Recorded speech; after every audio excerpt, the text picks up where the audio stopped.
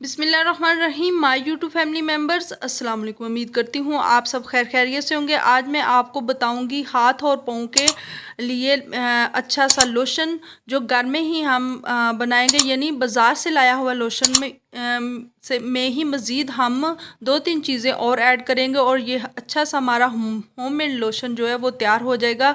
और इससे ना सिर्फ आपके हाथ पाँव की स्किन जो है वो नरम और सॉफ्ट हो जाएगी और साथ साथ वाइट भी हो जाएगी और वाइटनिंग प्रोडक्ट इस्तेमाल करने जैसी आपकी स्किन लगेगी।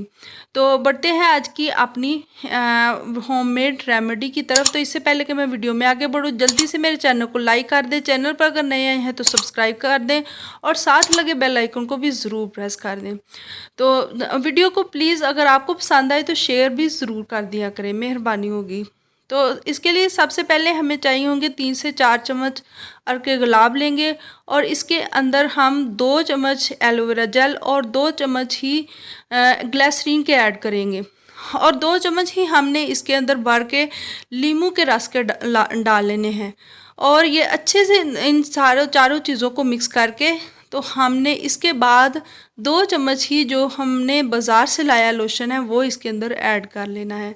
तो ये एक अच्छा सा लिक्विड टाइप आपका जो लोशन है वो तैयार हो गया है और ये आपने अपने हाथों और पाँव को अप्लाई करना है और 6 से 7 दिन में ही आपके हाथ पाँव की स्किन चमक दमक उठेगी।